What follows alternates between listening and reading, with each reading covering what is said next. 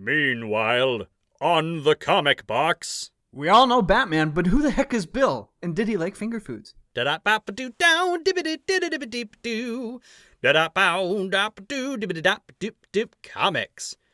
Hello, everyone, and welcome to issue, what will this be? 49, almost to the big 50, of the Comic Box, part of the Geek to Geek podcast network. I am Rob, your friendly neighborhood comic geek, and I am joined once again by the fantabulous Fletch. Hey, Fletch. Hey, Rob. How's it going? It's wonderful to be back. Thank Good. you for the travel. Yeah. How's the hotel working out? Is it good room service? It's fantastic room service. You couldn't get anything better than that. The ketchup packets come in bulk. It's great. Good. I know how much you like that ketchup on your ham. Ketchup and ham. I mean, is there anything more American? Racism? Wait, how is that racist? No, it's not. I'm just saying, what's more American? Okay. Race. I mean, I suppose that's not just American. That was an inappropriate joke. I'm happy that you like your ketchup. Say that. So this week we are talking about the Hulu documentary Batman and Bill, which is sort of the untold story of Bill Finger, who, as we will see, played a rather large role in the creation of Batman. And yet, many people have never heard of him. But first, we like to talk weekly geekery. So, Fletch, how have you been keeping it geek this week? Been keeping it very geek this week. As I told Rob earlier, I'm working on the television show right now for Amazon called The Tick, which to your listeners, I'm sure is quite obvious. It's the Ben Inland project that he did. Do you know when Ben started? I think he started it in the mid-'80s. The Tick started in the mid-'80s. Yeah, The Tick has been around for a really long time. Yeah, he started doing it at like the comic book shop that he was working at. I think that's how it started off. And from there, it just kind of skyrocketed into a cult favorite and became. I loved the animated series that Fox did in the 90s. I loved it. I thought it was perfect. The music was great. It was just this great kind of jazz you could watch on Saturday that was just completely absurd, and I ate it up. And then they did the Patrick Warburton version, maybe 5 years later, that I think only got... I don't even think they did a full season. I think it only went 9 episodes. Yeah, well, it was Fox that did it, right? They're sort of notorious for canceling shows early. Yes. Freaks and Geeks. Rest in peace. Freaky Links. Oh, well played there. It's a very freak and geek theme that's going. And so that's been consuming my life, my spirit animal for quite most of the week. But I'm excited to say that it's consuming. Wait, it's consuming your spirit animal? Is it doing it with a bulk pack of ketchup? It's doing it with a bulk pack of ketchup. So and a little packet of honey. So are you able to say what it is that you do on the show? No, I'm not. But my title card in the office reads demolition expert, gardening novice. And that's no lie. I will tweet it for you. Okay. You got them to make that for you? Or somebody chose that for you?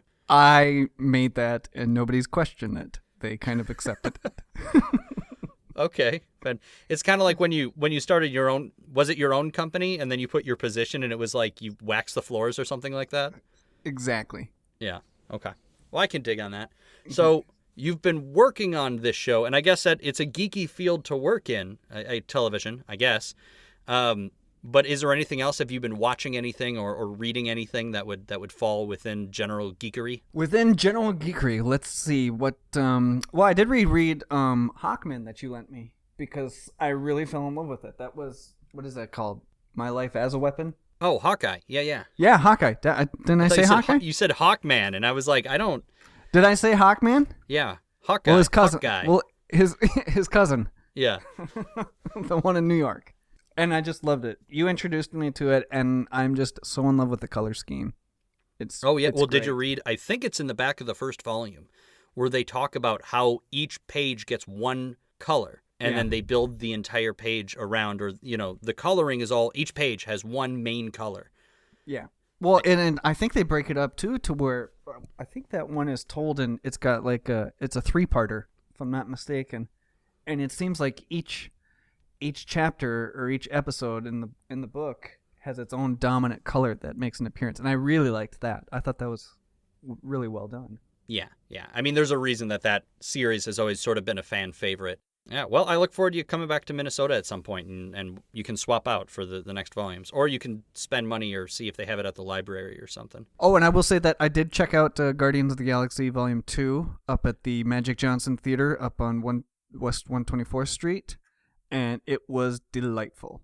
Oh, enjoyed it. Good. Better? Are you going to say better or worse than the first one? I'm going to be as bold to say that... Ooh, that's tough. That's tough, because what are we talking about here? You were good. That's See, tough. You're like, I'm going to be bold, and oh no, I have no answer. Very bold, Fletch. Well done. I'm happy that you really buckled down and hiked your pants up and took a step in the bold direction there. Well, just brace yourself, because I'm not wearing pants, and I want to say that I thought Volume 2 was Marvel's Empire Strikes Back. Oh, absolutely. It is without a doubt the best sequel that Marvel's made. And I'm going to say that against Winter Soldier. Okay. I was going to ask. Be like, because Winter Soldier was a really tightly made movie. Really tightly made movie, but as far as emotional impact, can't top what Guardians did. Okay. See, and I know you haven't listened to it yet, but our Guardians 2 review episode... I can't face those emotions again. I can't control them. See, I talked about how it didn't hit me as emotionally as I thought it would. All the father-son stuff, usually I'm a sucker for. That's because your pants are too tight. Didn't quite get to me. Oh, interesting. Yeah, but then I know... We'll leg Russell over that later. Yeah. Well, I was going to say, I just know for you, Kurt Russell is possibly secretly your father anyway. That is probably true. I mean, with that hair. The hair, and damn, can he grow a good beard? Wasn't that beard impressive? It was. Well, it was similar to kind of what he had... What do you think they budgeted for that? Well, it was kind of similar to what he had in The Hateful Eight. Yeah, I guess, kind of, sort of. He just let it fill out. Yeah. But you know what would have been awesome, but it's all in hindsight now? Wouldn't that have been great if they could have got Goldie to be Peter's mom? Maybe. That would have been yes, completely trippy. Yeah, that would have been Gary fun. Marshall to direct everything. I don't know. All right, is there anything else you have for your weekly geekery? I think they released a new Wonder Woman trailer, didn't they? Or maybe is that 2 weeks out now? At this point, yes. Plus, next week is the Wonder Woman prep episode that I recorded with the wife, which I'll say for time travel purposes, because we're recording this early. Last night, I recorded an episode with the wife that will air the week after this episode airs, which is still 2 weeks out from... Oh, you did your anniversary, your 50th anniversary? I did. Show with your wife? So I recorded the 50th anniversary episode, which was also the 1 year anniversary episode, before the 49th episode. She was around last night and didn't feel like going to bed yet, and she was like, hey, if you want to record this, let's go ahead and record it. So so I think everybody's going to have a really good time listening to that, but that's not going to come out until the last week of wait a May. Minute. I can't remember from the last time you put me up in the hotel. If I happen to say the wife's actual name, do you blurp it out? Do you beep it out? Yeah, on this show, the wife is simply the wife. Yeah. Okay. That's what we call her, the wife. Well, all my hugs to the wife. There you go. And to your listeners' wives. Yes. And moms, because we're recording this on Mother's Day. Again, several weeks before this episode will go out. A longer, more sensitive hug to those moms out there. Yeah. You'll be I think pleasantly surprised. The wife actually mentions you in the episode we recorded when we talk a little bit about the past year of this show. I was acquitted. I just want to state that for the record. Yeah, not according to the show. So as far as my weekly geekery, that sort of complicates things because, like I said, I recorded another episode last night that will air next week. According to when this episode comes out, don't think about it, your brain will explode. And so I don't have a whole lot, except I did finally finish season, and this is going to confuse everybody, but I finished season 1 of Preacher. Last night when we recorded, I was about halfway through. So for those listening, next week's show, I will say I'm halfway through Preacher. This week's show, I've already finished it. If you can wrap your head around that excitement. But I finished season 1 of Preacher. Did you ever read any of Preacher? I did. Okay. I think I read the the first run, and I'm trying to the artwork absolutely blew me away. Mm-hmm. It was so cool, and the fact that I think that was the very first kind of comic book that really embraced the Western vibe for me that I had been exposed to. Obviously, some others have done it well before then, but that one just really stood out in my mind when it first came out. Yeah, it very much has the modern Western vibe. So the show is all on Hulu. It's 10 episodes. I kind of feel, just like I do with a lot of things, and I know budget must have been a factor the way they do it because there's only a couple locations they use. Were you ever kind of scared of reading Preacher? I was kind of scared of reading it. How do you mean? Like it's too adult for you? You can't handle it? I was just kind of maybe intimidated by the possible truths it could reveal. Yeah, how do you mean? Just some humans suck. So I was just in my small town. I did not want to. I enjoyed Mayberry. I did not want to be exposed to those HBO themes and ideas yet. Sure. Well, I didn't really dig into Preacher until just a couple years ago. Oh, gotcha. So I wasn't a young person. I was reading about it in like Wizard magazine and about some of the crazy stuff they did in it. So I guess I understand what you're saying when it was coming out. And I'm reading Wizard and finding out everything that happens to like what's his name? Star. Yeah. And you're like, "Oh, yeah, that's all pretty dark or very adult, or very gruesome." And to me that was always kind of like now Preacher was a Vertigo book if I remember correctly, but it's things like stuff that was going on at Image, like you would hear about all the stuff in Spawn or in Savage Dragon, and you're like, oh, so it's just this ultra hyper violent thing, and it was just never anything I really bought into.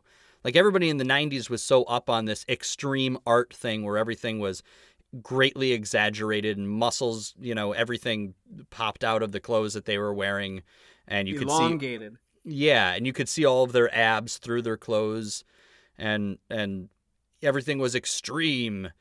And I liked the way McFarlane... The muscles had muscles. Yeah.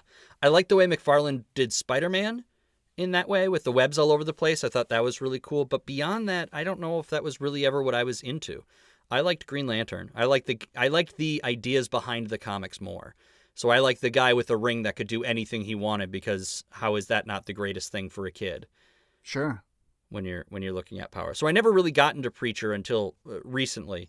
And I do feel I really want to hear from somebody who has never read the comic and watches the show, because I worry the show is super slow and it's 10 episodes you feel could better have been done in 5. And I don't know. It takes a while. My great aunt Tootsie. My great aunt Tootsie, big fan of the show. Doubt she's ever read the comic. I'll give you her number. That's fantastic. Did she still make those lemon bars? She actually does make lemon bars, and they're pretty damn good. There you go. Yeah. I know what's up. She's a wild cat, that Tootsie. All right. And for those out there, I really do have a great aunt Tootsie. Everybody in your family has a weird nickname. It's a wonderful name. Like your uncle? Peanut? Yeah. You have an uncle nicknamed Peanut. I have an uncle nicknamed Peanut. A great aunt Tootsie. Great aunt Tootsie. I got an uncle named Marvelous. One named Boy. JT, who's not a Timberlake. I got a Aunt Jaja. All right, well, we'll call that good for Weekly Geekery, because like I said, I can't really get into anything, and as far as the listeners are concerned, next week I'm only going to be halfway through the show, so it's... Can I quickly ask you about the future? Yes, ask me about the future. You know everything about the future. Is American Vampire coming out with a new publication? Like another volume? Yeah. I don't know. I don't think so. I haven't read anything about American Vampire.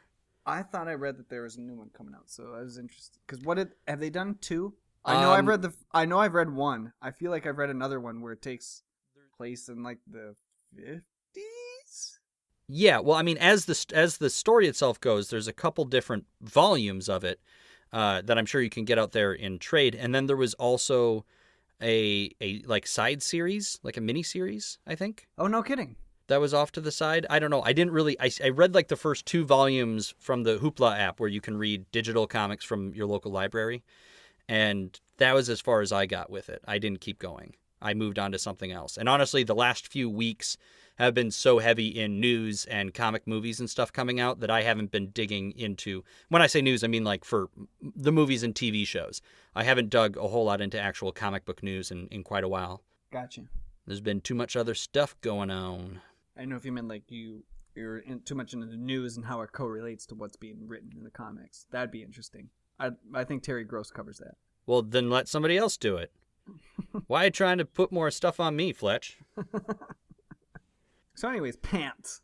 Pants. Wonderful. Great things when it's cold out. The rest of the time, not a big fan. Let's get into our topic of the week, shall we? Yeah. Great. But first, this. I'm Void. And I'm Beej. And together, we're the Geek to Geek podcast. Well, we make it. It is kind of us, but I guess it's separate. Every week, we pick a topic from geek or digital culture and chat about it for a while. And you're invited. We talk about books and movies, games, comics, the internet. Or really whatever we feel like. Yeah, that too. So look for the Geek to Geek podcast on iTunes. Or wherever your podcasts are sold. Or downloaded. Or whatever. And that's where we play the commercial for podcast, though we can't call him. Oh, thank you. I did not know who Void was. This entire time? This whole time. I'm like, I'm trying to figure it out. And I just go, I don't know who Void is. But I love them. I appreciate them.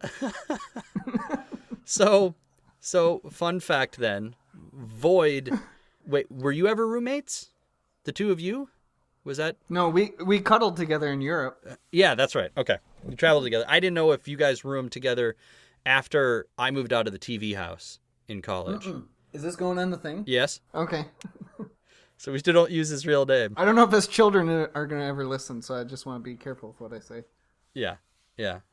Well, because I'm trying to think how long ago, because you said you listened to an episode like a month ago or something like that. I'm trying to remember when I started using their commercial. I think you would have recognized your friend's voice. No kidding.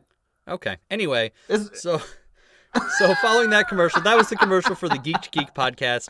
This show is part of the Geek to Geek podcast network. We have other shows on here like Geek Fitness Health Hacks, Geektitude, which is our newest edition, which is an interview program, and every once in a while, Video Game News Now, which is the other show that Void hosts. So be sure to go out and check out all of our other shows. And remember, we don't pay a cent to advertise because we don't have any.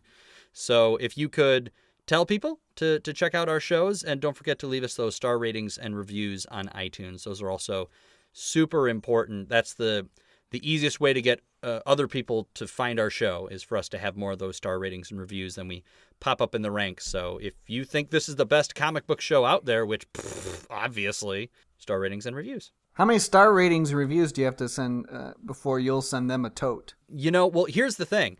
Last month, we had a competition. We wanted to get up to 20 total. We had like 12 or something at the beginning of the month, and we wanted to get up to 20. And if we did, Liam and I were going to record a bonus episode where people could vote for the worst comic book movie or television show, and we would watch it and record a commentary track, which involves watching it for the first time and then watching it a second time with the sound off and recording, so that way you don't violate copyright law.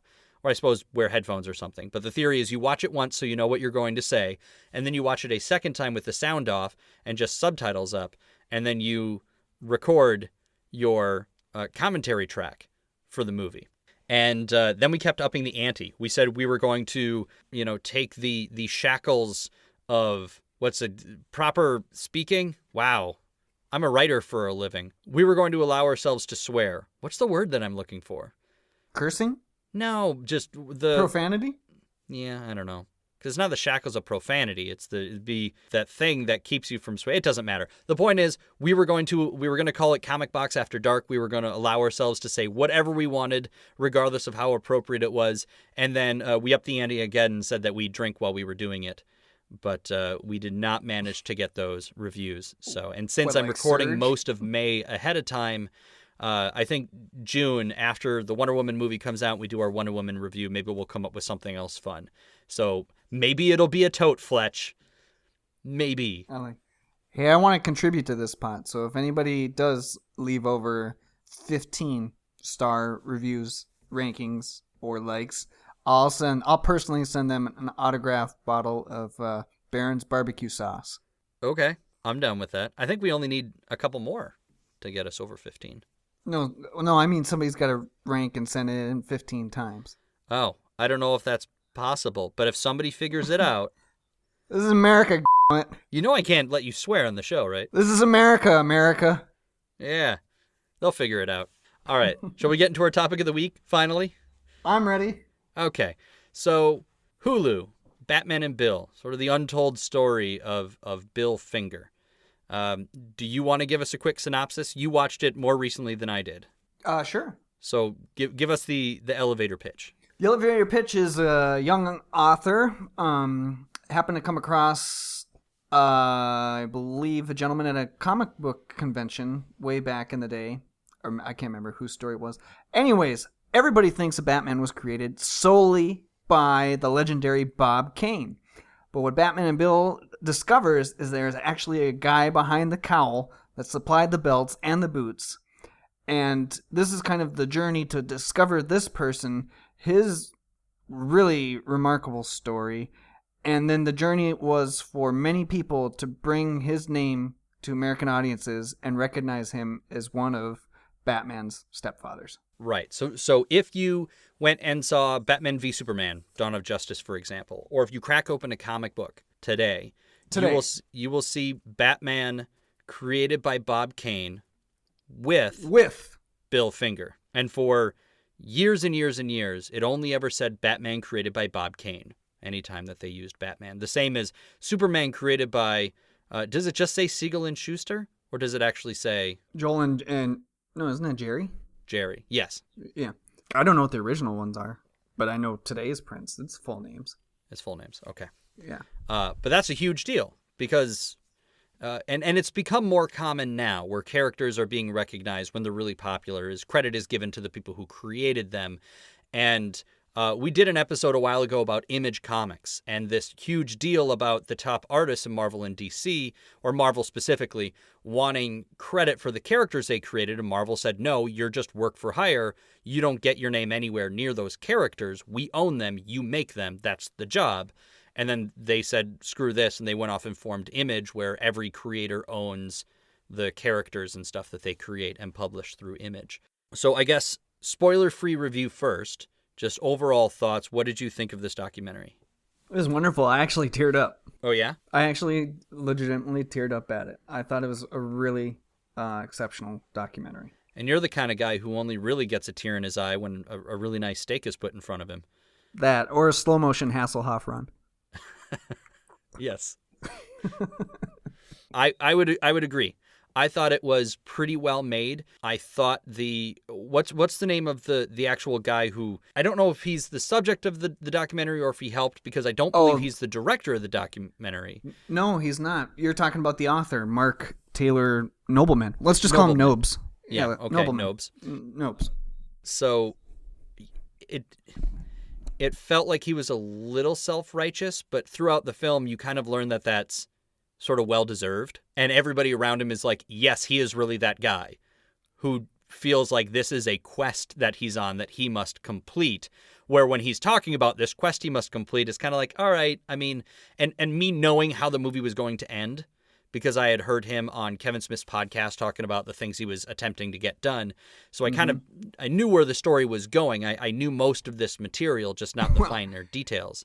If you've seen recent DC movies or read recent DC publications, yeah, you do find out how this story's going to end. Exactly. So you had this guy talking about his personal quest to do things, and you're kind of like, I don't know if you're laying it on a little extra thick because you just want that one extra book sale. You know, because that's your job. But I don't know. If you look at his office, I don't think that's the case. No.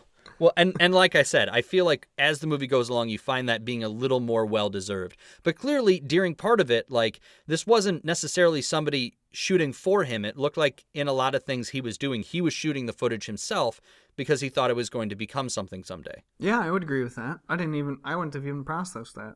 Yeah, I mean, it seemed like he kind of knew where he was going, and it seems like he had the live action, those recorded instances of parts of his journey, and then it sounds like I've got a great story here. I don't know exactly how to tell it, and then the two people that are credited as directors on this documentary, they came in and added wonderful animation. The animation is awesome, and I feel like those might be animated panels out of his book. Oh, that's interesting.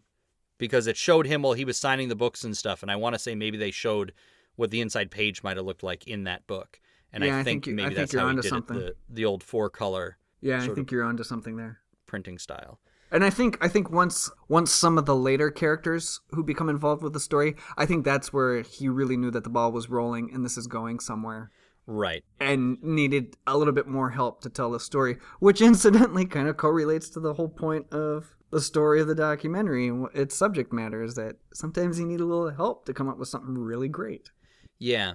I can't help but look at it through the eyes of a comic book fan who kind of knows the basics, at least going in, of the Bill Finger story, versus somebody else who comes in, and I don't know if you would see it objectively as a giant ad for this person's book and not actually that interesting of a topic. Sort of like there's the health documentary Fat, Sick, and Nearly Dead, which I absolutely despise because it is a 2 hour or an hour and a half, whatever long commercial for this juicing branded product. Like it's in the credits of the Activate or whatever the heck it's called, the program that he uses to do it. And it's shown as though it's this amazing journey, but then it's like he's on the street handing out samples of this thing he's making to other people. And you're like, nope. Like I checked out of that documentary really quick. And I apologize because I believe Beej on the Geek to Geek podcast, they had a documentary episode recently, said that he really liked that documentary. And I couldn't stand it. The whole time I just knew it was somebody trying to sell me something. So I wonder if somebody who isn't as familiar with the material would have seen this in that light, as this person sort of being held up by himself and those around him as this great detective hunting down all this information. But the truth of the story is he did. Yeah. Thanks. I was just enjoying the ride. That happens on this show. Now you know why Liam secretly records insults to me underneath while I'm talking. Because I'll tend to ramble. So let's get into some of the spoilery information. So the story kind of starts where Bob Kane is trying to come up with his own superhero, and it's strictly money. He does not care about telling good stories. He's doing this for the money because Superman was making tons. He saw how much Siegel and Schuster were making, and at the time, it was a hell of a lot of money. So he's like, I'm going to create a character. And he creates a character that he calls the Batman, but he's wearing actual big static bat wings and just a regular domino mask, and he's blonde. And that's it. And then he has Bill Finger there, who takes a look at it, says, no, we're going to make him look darker, scarier. We want to make him look like a bad guy.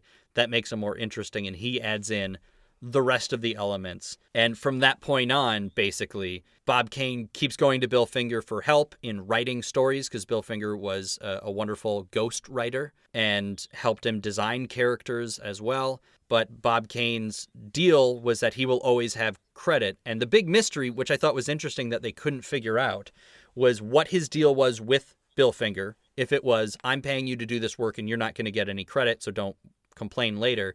Or him making a deal with DC Comics, at the time it was National Publications, saying, you have to put in writing that I will always get sole credit for creating this character, which led to the murky waters down the road when what had happened, that there was this guy behind the creation of, what was it? Joker, Catwoman, Robin, Penguin, Two-Face, Riddler, the Riddler, Scarecrow, Commissioner Gordon, the Batmobile. Yeah, pretty much everything you know about Batman was created by this guy, Bill Finger, not Bob Kane.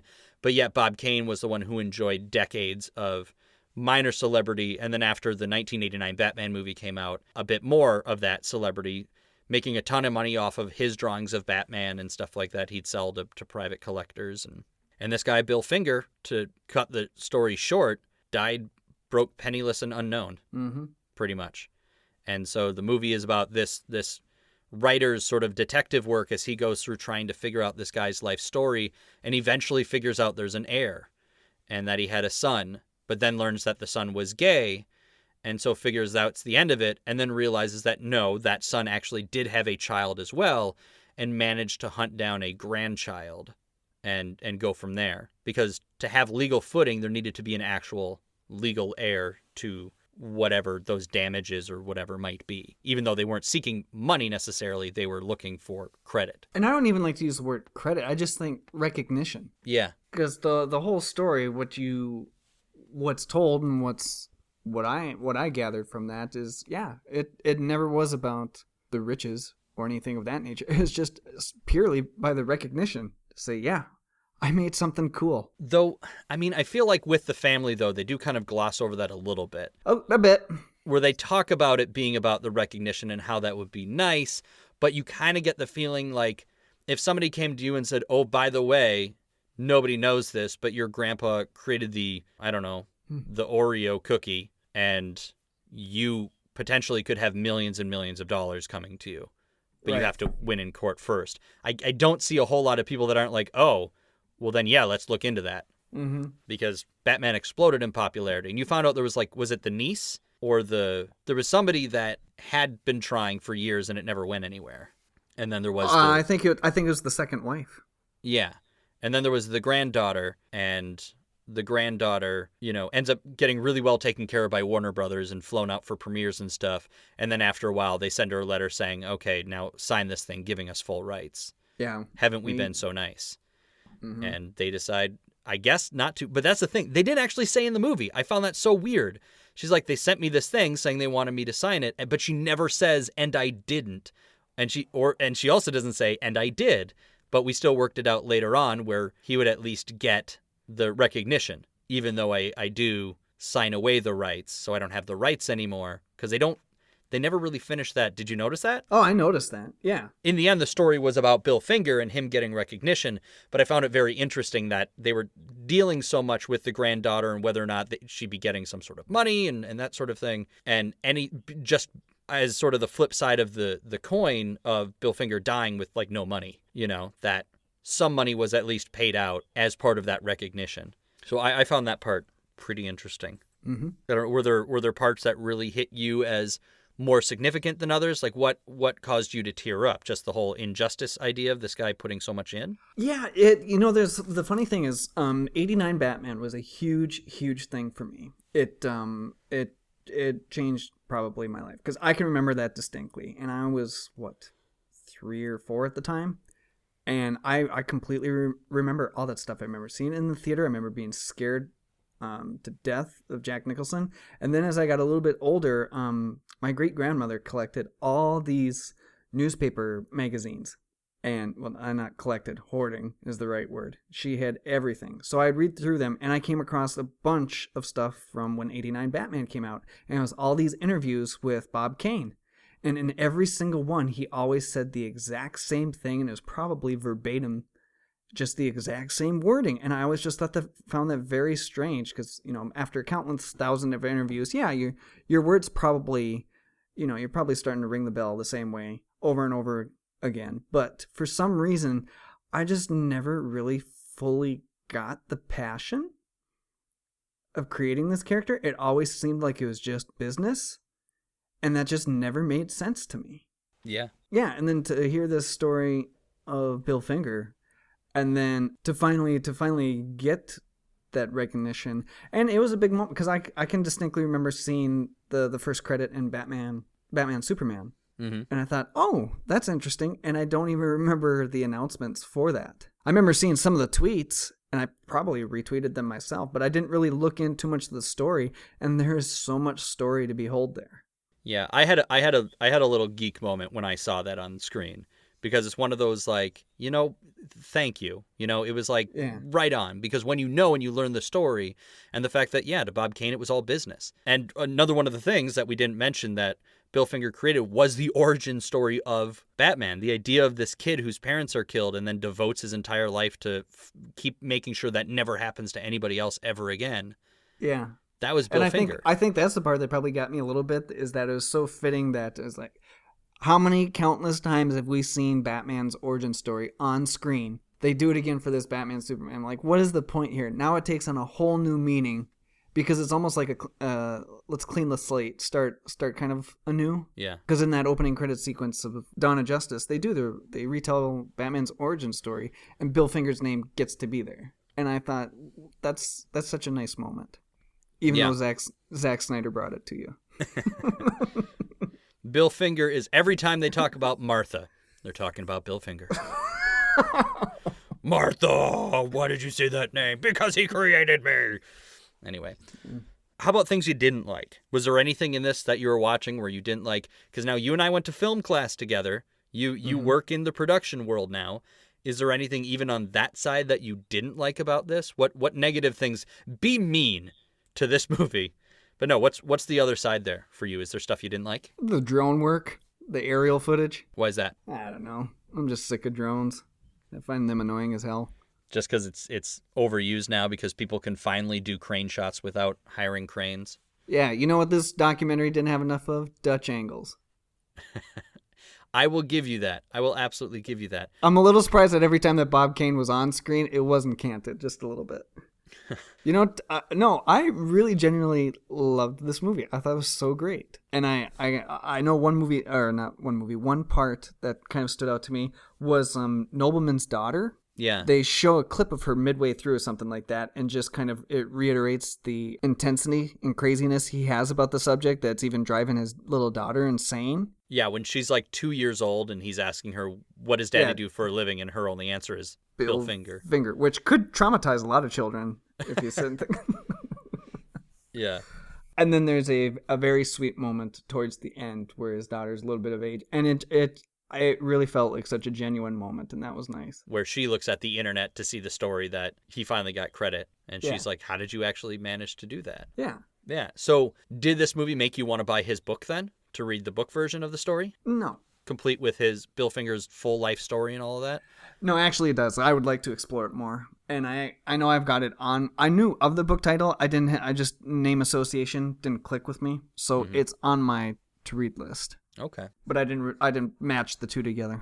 So obviously a big reason that it was so important for this person to get credit is because we're talking about Batman, who is one of, if not the most recognizable brands, and I hate talking about things as brands, but the bat symbol alone, is recognized around the entire world, along with like Spider-Man and Superman and like Coca-Cola, I think, are like the biggest, most recognized brands around the world. So that's why this was important. But does this mean to you, like, how big does a character need to get, or at what point does a character need to have that credit?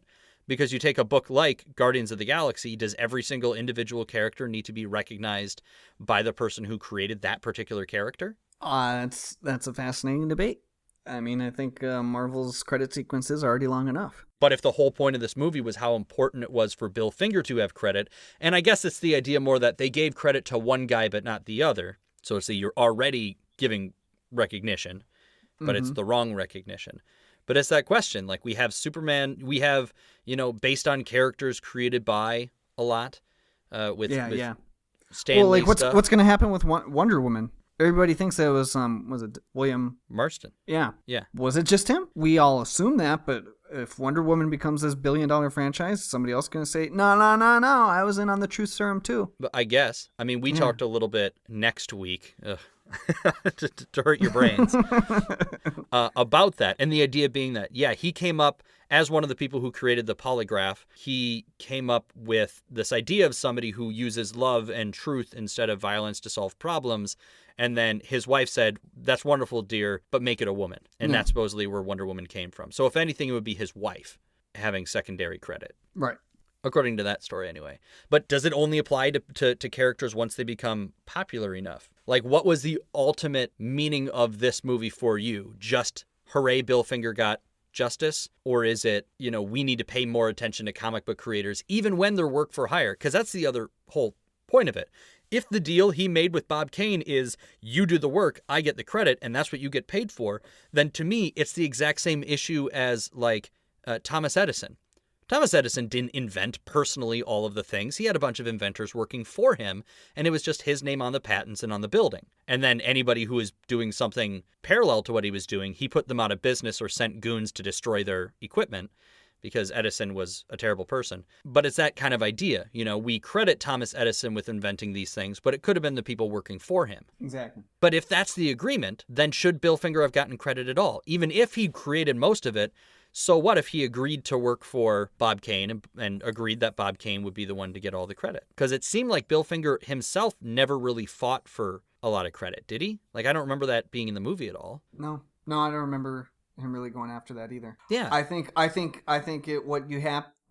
happened is that Bob was the dominant personality, and Bill just caved right away. I guess. But if he was a ghostwriter for a lot of other people, then that's just part of the job. Like I've met, and this is one of the reasons it's really fun to go to conventions, is I've met artists who are pitching their own book or they have a crowdfunded comic or something that they're selling. And they're like, oh yeah, I'm a background artist for Todd McFarlane or whoever. I'm just throwing out a random artist name. But the idea being, there's a lot of big artists, especially ones that have multiple books that they work on.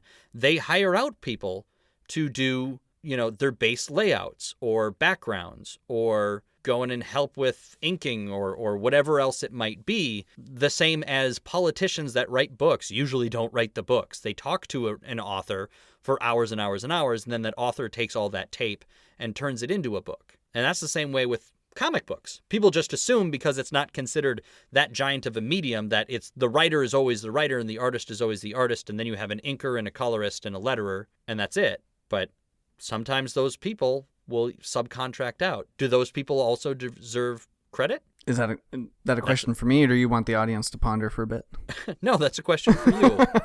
That's why you're here. Yeah. Oh, okay. I was just enjoying the ride. It was beautiful. Yeah. It was beautiful. Thank you. Enjoying this sandwich. Yeah. I think it's all on a case-by-case thing here. Okay. Because I'm interested to hear more stories. I don't personally know that many comic book writers or artists or anything like that. I mean, even if you watch Guardians of the Galaxy Volume 2, in the credits it said based on characters created by Andy Lanning and Dan Abnett. Mm-hmm. And that's incorrect. They didn't create any of those characters that are in the team. Like Groot was a bad guy in like an episode of Weird Tales or something that Stan Lee wrote before he created like the Avengers or any of these other characters. He created a tree monster that he named Groot from Planet X, or the monster from Planet X or something like that. And all those other characters existed in the Marvel Universe. It was just those two writers that brought them together into that Guardians of the Galaxy team. And yet they're the ones that got credit in the movie. And I find that very interesting as well. Yeah. I mean, you've read much more than I have on this then. Yeah, well, you look at the characters on Wikipedia or whatever on the Marvel Wiki. Sometimes that's my lazy reading, is I have the Marvel Wiki app on my phone, and it has the ability to have white text on black so I can read it in bed at night, and it's not super bright. And so every once in a while I just read about a random character, and just because why would I learn about the real world when I can learn about comic books? That's not how you become a friendly neighborhood comic geek, Fletch. Got it. By studying real history. I study comic book history. Been doing so many things so wrong for so long. Yeah. I think I'm curious. I'd love to read more about other credit that wasn't due or wasn't given. For you in particular, right? So you create a comic book character for hire for Marvel. Marvel pays you and says, we want you to create a character for us, or what do you have to sell us? The same as like a movie. And do you feel that you should be entitled to ownership of that particular character then? Or are you working for Marvel? If they came to you and you had to create a superhero tomorrow to pitch to them, and then they buy that idea from you and let you write the comic, do you want your name created by on that comic book? Majority of me says yes, but okay. I mean, what about the duds? Granted, you can't know what the duds are, but there's going to be some that you can't be that passionate about. Yeah, for every Batman, there's a vibe. But that's a... Though vibe is a big part of Flash these days, but yeah, he was a bit of a joke back in his day. He was a breakdancer. We all were. You could debate on it for a long time, man. I don't know where I would stand on that one. So this podcast is mostly me saying, let's talk about this. You're like, heck yeah. And I ask questions and you say, man, that's a deep question. Well, you thought Next about... question. Yeah. Pass. Thanks, Spicer. Yeah. No additional comment on that topic. I'm just going to be behind these bushes, if you don't mind. All right. Well, how about this then? We can because those weren't the things that stood out to me. Okay. Well, then tell me, like, what are your big three things you took away from this movie, and then we'll close it out. The big three things that really stood out to me. Production. Just from watching it as somebody who's in the field and in the industry, wonderfully produced. Even if you just go on Hulu, look at the title card for it, the poster. Mm-hmm. There is just, I feel like, hats off to everybody involved with the project, because I think everybody brought their A game and it shows. I don't think that there's really a dull moment in the documentary. I think there's some points to allow you to breathe and digest, but I don't ever think that there's a dull moment. I think it's a really, really well-crafted movie. I agree, yeah. Yeah, it moves along at a really good pace. Great pacing, and I think that's a huge ode to Bill Finger, who is regarded highly for his storytelling abilities. And the things I took away from it is the story of Bill Finger is just so incredible and sad, but like a great Batman story, you kind of get that little bit of justice. It's probably not absolute because we live in an imperfect world, but you just get that one moment of sunshine, and it was just nice to bask in it for a bit. Now he's got the recognition, so I really liked that. It's funny how much that life imitated art and art imitated life in this case. Mm-hmm. And I was like, well, how crazy and how insane is that? And I was supposed to do one more thing? Yeah, go for it. If there's something else on your mind, what do you have on your... You said you took notes. Of course, I just started laughing that within the first 5 minutes, Stan Lee shows up. Yeah. It's a Batman story, but hey, look, Stan Lee. Yeah, let's just get Stan Lee on it. I was looking at Reddit the other day, and it was saying that he is the highest grossing actor of all time because he's been in something like 32 movies now, but combined, they've made like $8 billion. Yeah, and that's for a combined 8 minutes of screen time. Yeah, exactly. Well, he played a very important role in Mallrats. That he did. I'll give you that one. My last question about this movie, then. Oh no, keep going. There are a couple more. Oh, you have other things? Well, yeah, but you just come at me with a full lineup. How about a couple of softballs? What's the point of the talk that he gives to kids? He says he travels all over the world. Yes, thanks for bringing that up. That one confused me. That's a great. I was like, wow, he's given this was like a master class in comics, and these poor kids are like, I don't know half the words this guy just said. They have to sit on the floor in the gym, and he's like, hey, kids, you know who Bob Kane is? They're like, no. You know who Batman is? Yeah. Well, the guy who they say made Batman didn't make Batman. And they're like, can I have my juice box now? Like, what am I doing here? Are you going to play the movie? Yeah, exactly. Like, oh, I love Batman. Are you going to, do we get to watch the cartoon? Like, what is like, no, let's talk about the comic scene in the 1940s. When you walk away from this, you will have a new perception on life. But I already take Ritalin. You know, it's like, I don't know, give them fidget spinners and tell them to go away. No kidding. I don't get what, like, my only thought is it's how much did that school pay for him to come there? He said he goes all over the world. Like, I know. A school in Japan is going to be like, yes, fly out and tell us who Bill Finger is because Wikipedia doesn't exist. It's like, I just have to assume that the end lesson is like share? Right? Like a lesson in humility? Oh, okay. You mean like sharing. Okay, I was like, what the hell does she have to do with this? Oh, it goes deeper than you even know, Fletch. That's why Wikipedia is edited by anybody. You learn the real truth. Bill Finger is now Cher. That's right. That's why they couldn't figure out who Bill Finger's descendants were. Cher was his third wife? Yeah. And then they switched places. You know what? Another thing I'll pick out this one too is I felt bad for the kids in the Comic-Con audiences when the granddaughter was there, and she's like, "I don't have anything to say. I'm really here to learn for you." Like, what the hell did we pay the $32.50 to sit in this panel for? Yeah. No, let's go deeper than that. One of the most offensive things you can do at a comic book convention, or in general to any comic book fan, public service announcement, if you see somebody wearing, say, a Batman t-shirt, it is not your job to go up to them and start quizzing them on their Batman knowledge to somehow prove that you are a better fan than they are. Oh, yeah. That is huge. And Great so point. there's all these Great people point. that are in Batman costumes just because they love Batman. Who cares what version? And the guy's like, oh, Bill Finger. Do you know who Bill Finger is? Let's talk Bill Finger. And they're like, I'm just here because I like Batman. You know, instead of being like, hey, cool shirt. I'm actually making a thing about Batman. Oh, really? Yes, let me tell you about this guy named Bill Finger. Like, have you heard of Bob Kane? Sure. You know, he could have gone into it not as accusatory. And I've been guilty of this as well, where I'll see people, like the whole Punisher thing is super popular, right? Skulls everywhere. Every once in a while, I'll catch myself seeing somebody with the Punisher t-shirt and be like, oh, I really like your t-shirt. Be like, I'm really a big fan of the run. Or I'll just simply ask, do you read the comics? And I try my hardest not to make it an accusatory tone, because I just really want to be like, have you read these different runs of the comics? Which is your favorite? We can have a conversation. But for the most part, people just like it because it's a cool looking skull. Yeah.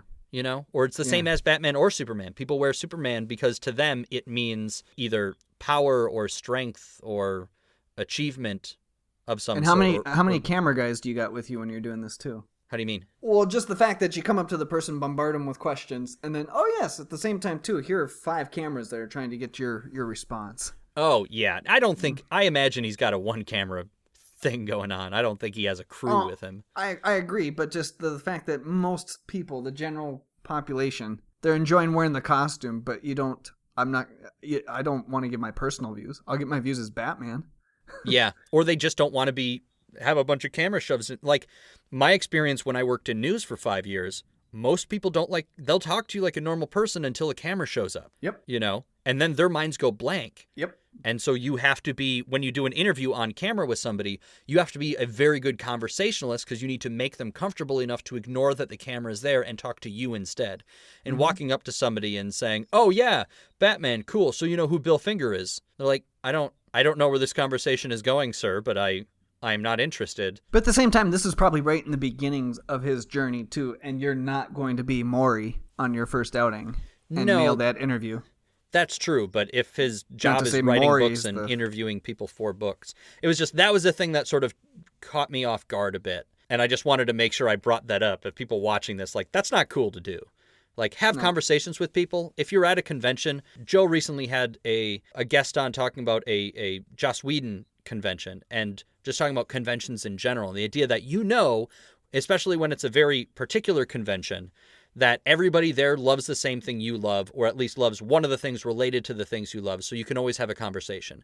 And so there's not that stress and that worry of people looking down at you when you talk about how much you like reading comic books. Because while that's becoming more acceptable in the next generation because of the Marvel movies and things, saying you're a fan of Spider-Man is no longer a punchable offense. But for the older generations, it still very much is. I'm known at my work as the comic book guy because I'm the one that they can come to whenever we have products that are, branded products or whatever.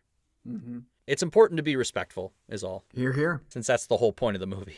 And looking respectable, because I want to bring up another point. The great-great-grandson wearing white tube socks with his new black suit. I'm okay with that. I'm sorry. But that's a very Elwood way to dress. That's a very Elwood Blues way to dress. And I support... Well, at least have laces on your shoes then. Yeah, okay. I hope he's listening to this. And I hope he's now learned his lesson. I just want to help. You got dressed down by Fletch. A whole new section of the show. I'll just let you record it and send it in. You can accuse children of not dressing to your expectations. When I take my Ritalin. And you gave them a spinner and they went away. I thought the credit sequence was kind of fun too. I like that the subtle homage to the music in the movies. Mm-hmm.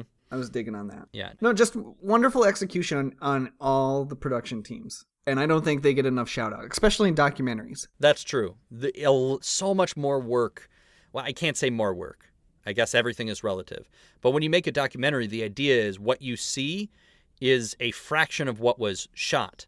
Because that's how you have to make a documentary. Is you shoot everything and then you present, 0.2% of everything you shot versus a theatrical narrative movie, it's every shot is planned and they might still end up cutting 20 or 30 minutes out of the movie, Peter Jackson. But the point is every single thing they shoot is planned. So at the very least, they have a general idea of what's being put together. In a documentary, you just go out there and you just have to start shooting footage and then figure it all out later. And then you go back to shoot the little things that are needed in order to piece it together. Like, I guess, drone shots of neighborhoods or something. Yeah.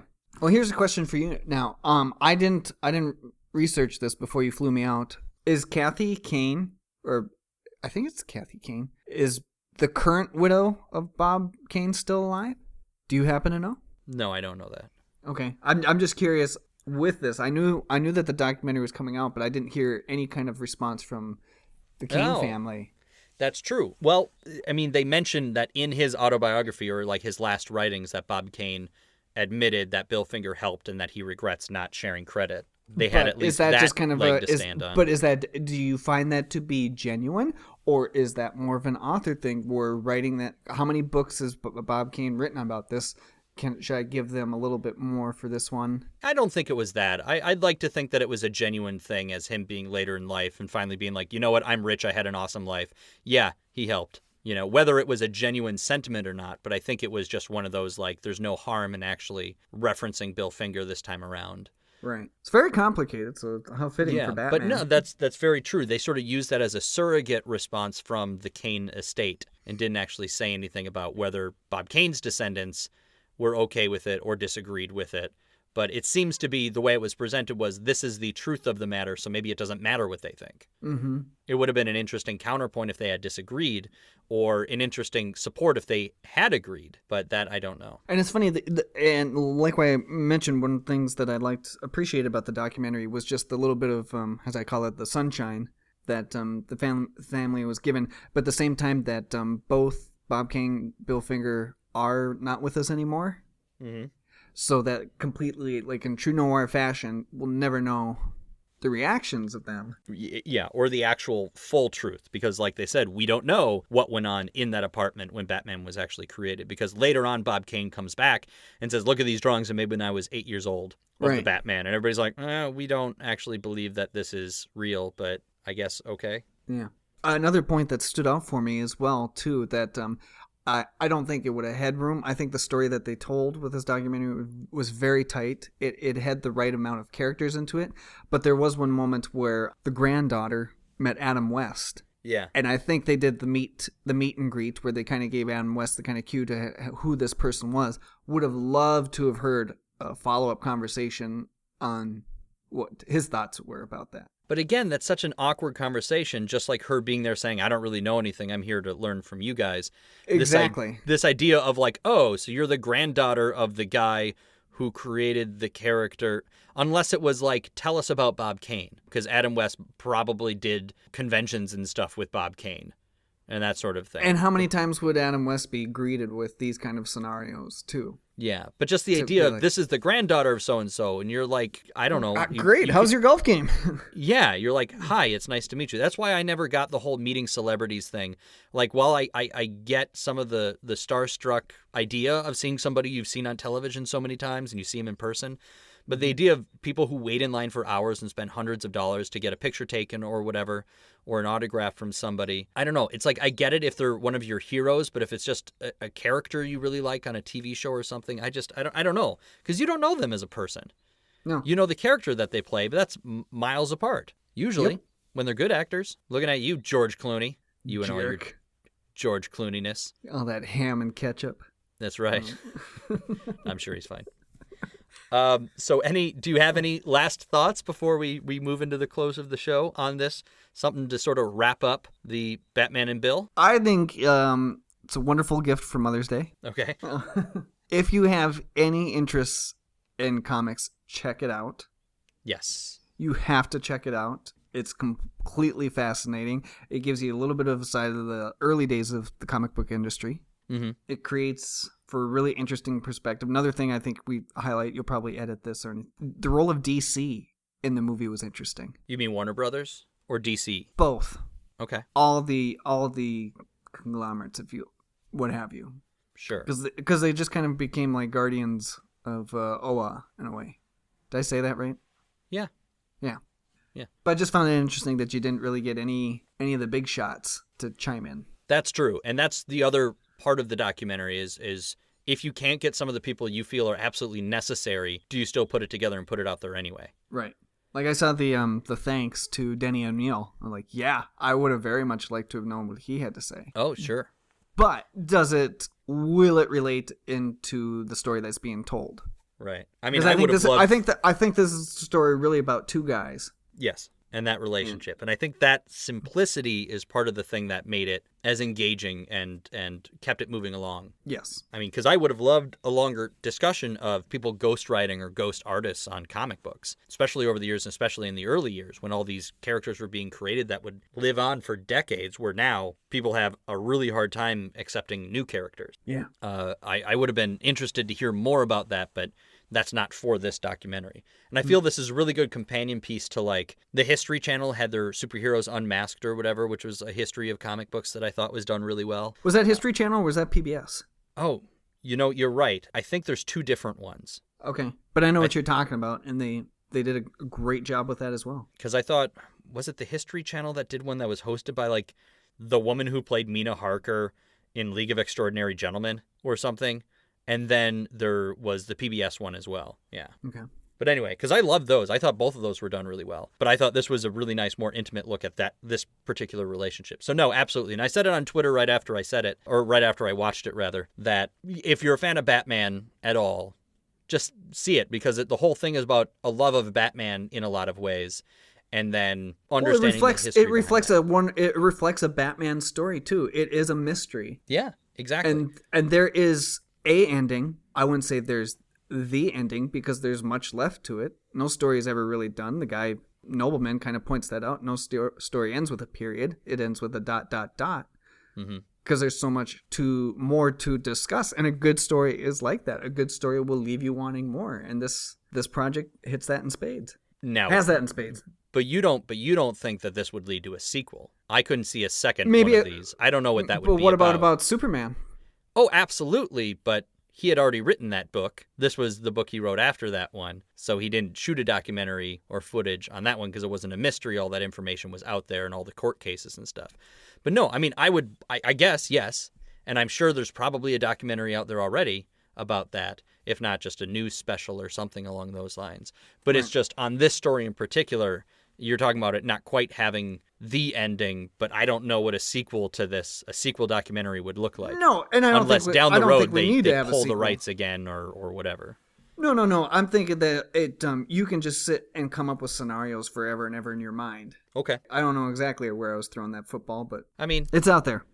It hit the mascot in the head, but it was funny to watch. So we're gonna call it a completed pass. All right, so we're going to move into the end of the show then. And now Aerosmith. Anyway, here's Wonderwall. Then we move into the end of the show with a da-da-da-foo-da-ba-do. Or should it be more of like a bum ba ba ba ba ba dum ba dum ba dum ba dum ba da da da da dum ba dum ba dum ba dum ba dum da da da da. That's good. Nice. Thank you. All right, so we are going to close the comic box. Fletch, thanks. No, thank you. This hotel has been lovely. I hope so. Like I said, I hope they're treating you well. Where can people find you if they want to come and bother you more and tell you that you're wrong about everything you're saying? Well, every Monday night up in Harlem, I usually perform at Mocha's on West 120th. That's around 9 o'clock, and that again is in Grand Old New York City. And is that a free show? That is a free show. Okay, so that's free. Is it just a normal open mic, or is it strictly? I suppose we didn't even specify. Fletch does stand-up comedy, and sure. Or I don't know. You're what? You want to call yourself a Gotham humorist? Oh God, no. That's although quite I do wear a thing. bow tie. Yeah, and then where can people find you on social media or online? Yeah, come and visit me over on Twitter. At the Kyle Fletcher, or my other friends at Fletch and Banjo. And I will throw a link in the show notes for that. If you want to get a hold of us here at the show, we are also on Twitter at ComicBoxCast. You can find me personally at Nobi. Send us an email at thecomicboxpodcast@gmail.com. Or for longer, more in-depth discussions, you can hop over to the subreddit for our entire network, which is reddit.com/r/Geek-to-Geekcast. And I think that's it. I don't think I forgot anything. I feel pretty sexy. Yeah. Oh, geektogeekcast.net. We have a website. I thought I said that earlier. Did I say that earlier after the commercial break? I was taken back by your eyes. I don't remember. Well, thank you. The eyes that you're imagining while you stare at a computer screen. Okay. And that is it. That is all of the different things. So, Fletch, thank you once again for joining me. We got to do this again, I think. Another thing. If the courts allow it. Yeah, we'll have to find something else. Does it have to be Batman related for you? Or you know what? I tell you what. Worst case scenario, we don't talk for months. We have a horrible falling out. We'll have you back on when the tick comes out. And we do a review, and then you can tell us all of the awful behind the scenes stuff that's either wonderful or awful about the show. Yes, that'll never happen. Okay. I suppose, do you have to sign non-disclosure things? I don't know. Oh. I told them when I came on there, I don't sign anything. Just let me have free reign of the kitchen. We're good. I was gonna say, you get craft services and a comfy spot under the desk. Yeah. And you're they did give me a baseball bat. That was kind of nice. Well, that's nice of them. Somebody has to take care of the rats Exactly. before they steal all the pizza. They're usually from U.S. Weekly. Yeah. All right, well, we are closing the comic box. Next week is going to be our Wonder Woman prep episode with the wife, which has already been recorded, so I can tell you it's going to be a good one. And we also talk a little bit about what it's been like to live with me doing this podcast every single week for the past year. So Excited. So I hope you guys come back and join us. And the week after that is going to be our Wonder Woman review episode. So that, Wonder Woman. Wow. No, that's not it. Something like that. I've lost it. That you did X-Men. Well, no, X-Men is da da da da da da da da da da. No, I'm talking about the movies. Why? Da, da, da. That's more. Yeah, that's the X-Men movie. That's that. No, Wonder Woman is more like a Led Zeppelin ripoff. Yeah. It's Okay. It's kind of like dun dun dun dun dun dun dun dun dun dun. Yeah, I thought that's what I was doing. I don't know. Yeah, this is why neither of us are musicians for a living. Anyway. All right, whatever. Bye, everybody. Hugs to your mother.